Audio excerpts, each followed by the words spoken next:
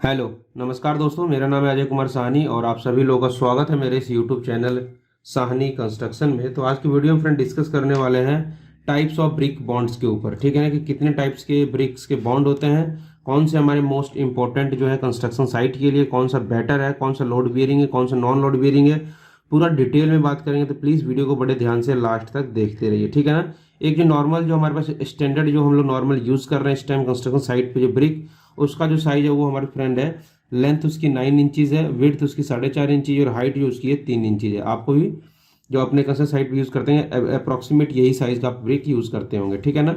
तो पहले थोड़ा सा हम इसके नेमिंग के बारे में जान लेते हैं कि कौन से साइड को हम क्या बोलते हैं। जो मेन फेस होता है हमारे पास ब्रिक्स का, उसको हम लोग बोलते हैं स्ट्रेचर। ठीक है, ये आपको पता होना चाहिए। कोई भी आपसे पूछे तो आप सिंपली क्या बोल सकते हैं, स्ट्रेचर। और जो दूसरे साइड होता है जो 4.5 इंच बाई 3 इंच का होता है, उसमें हम लोग बोलते हैं हेडर।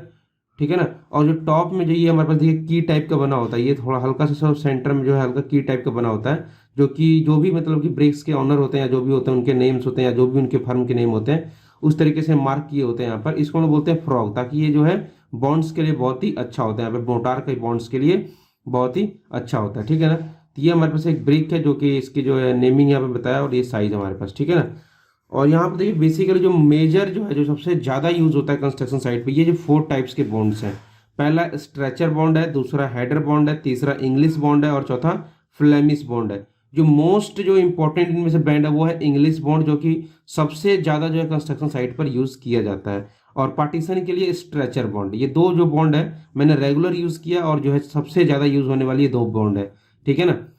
इसके अलावा भी हेडर और फ्लेमिश बॉन्ड भी जो कि हर जगह पर यूज़ किया जाता है। तो इसके बारे में डिटेल में बात करते हैं। सबसे पहले हम लेते हैं स्ट्रेचर बॉन्ड, कहाँ कहाँ पे यूज़ होता है, इसकी क्या क्वालिटी है ना, कहाँ पर आप यूज़ कर सकते हैं ना।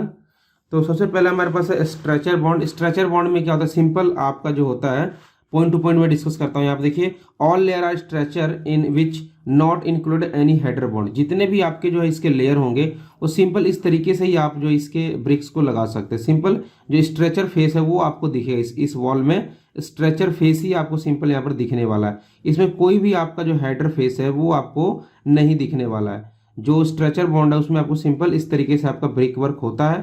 ठीक है ना।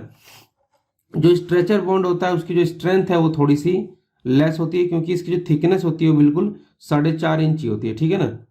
जो स्ट्रेचर बॉन्ड है इसे आप जो है जो लार्ज स्पैन, यानी कि कोई कॉलम टू कॉलम स्पैन बहुत ज़्यादा है, 15 फुट से ज़्यादा है या 10 फुट से ज़्यादा है, या उसकी हाइट जो है 10-12 फुट है, वहाँ पर आप जो इसका यूज़ नहीं कर सकते हैं। क्योंकि इसमें क्या होता है, क्योंकि ये लोड बेयरिंग नहीं होता है और यहाँ पर जो इसकी स्ट्रेंथ इतनी ज़्यादा नहीं होती है, जिसकी वजह से इसके गिरने के चांसेस जो बहुत ज़्यादा होते हैं। तो ये सिंपल कहाँ पर यूज़ कर सकते हैं वो डिस्कस कर लेते हैं। इसकी थिकनेस ऑफ जो इसकी वॉल 4.5 इंची होती है।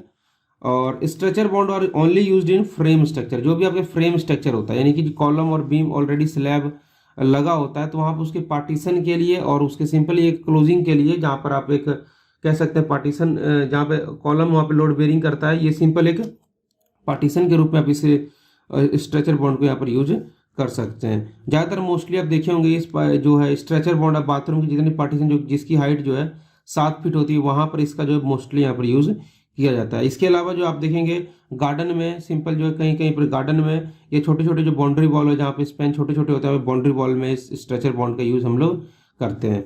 ठीक है ना। स्ट्रेचर बॉन्ड का जो है लोड बेयरिंग कैपेसिटी जो है ज़्यादा नहीं होता है, इसीलिए जो इसमें हम लोग जो है इसको बिना फ्रेम स्ट्रक्चर के हम इसको यूज़ नहीं कर सकते हैं। ठीक है। तो ये था हमारे पास स्ट्रेचर बॉन्ड। आई होप कि आपको क्लियर होगा। कोई डाउट है तो आप कमेंट करके पूछ सकते हैं। नेक्स्ट हमारे पास हेडर बॉन्ड है। हेडर बॉन्ड में क्या होता है कि जो भी लेयर है, all layer are header in which not include any stretcher bond. जो भी आप जो वॉल का यदि फेस देखेंगे तो उसमें आपको सिंपल आपको हेडर ही दिखेगा, उसमें किसी भी टाइप का स्ट्रेचर आपको नहीं दिखने वाला है। सिंपल इस तरीके से आप ब्रिक वर्क जो इसका होता है। ठीक है ना।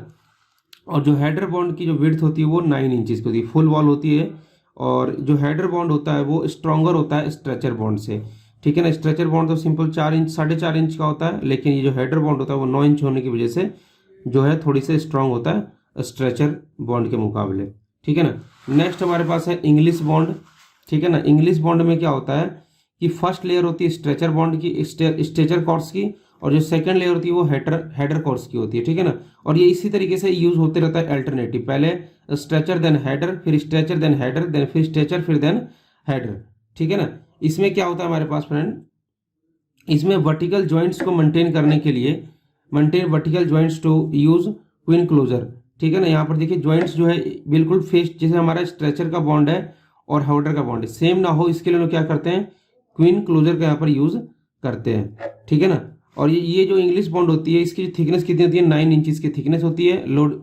और ये जो वॉल होती है लोड बेयरिंग वॉल भी होती है यहाँ पर, विदाउट फ्रेम स्ट्रक्चर भी आप इसको यदि यूज करना चाहते हैं छोटे मोटे पर्पस के लिए, नॉर्मल यदि आप घर बना रहे हैं तो वहाँ पर जो है इंग्लिश बॉन्ड का डायरेक्ट यूज किया जाता है बिना फ्रेम स्ट्रक्चर का भी, ठीक है ना। और ये थोड़ा सा लोड वेयरिंग भी होता है। और सबसे इंपॉर्टेंट है और कंस्ट्रक्शन साइट पे यूज होने वाला सबसे ज़्यादा जो यूज होता है वो इंग्लिश बॉन्ड ही यूज होता है, ठीक है ना।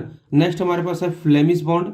तो फ्लेमिश बॉन्ड में क्या होता है, 2 स्ट्रेचर देन एक हेडर, 2 स्ट्रेचर देन एक हेडर। इसके लिए फेस चेक करेंगे तो आपको स्ट्रेचर और एक हेडर, एक स्ट्रेचर और एक हेडर इस तरीके से आपको जो यहाँ पर दिखता है, ठीक है ना। ये मैं इसका टॉप व्यू बता रहा हूँ, इसका दिया फ्रंट व्यू देखेंगे तो एक स्ट्रेचर का फेस दिखेगा आपको, एक हेडर का, देन स्ट्रेचर का, देन हेडर का। तो इस तरीके से यहाँ पर जो इसका लेयरिंग होता है। Use stretcher and header in same layer, same layer में स्ट्रेचर भी यूज होता है और हेडर भी यूज होता है। और इसकी यदि फ्लेमिश बॉन्ड की थिकनेस की बात करें तो वो होता है हमारे पास 9 इंचेस, ठीक है ना। और फ्लेमिश बॉन्ड जो होता है हमारे पास ये जो है हमारे पास इंग्लिश बॉन्ड से थोड़ा सा वीक होता है। Flemish bond are weak as compare to English bond, ठीक है ना।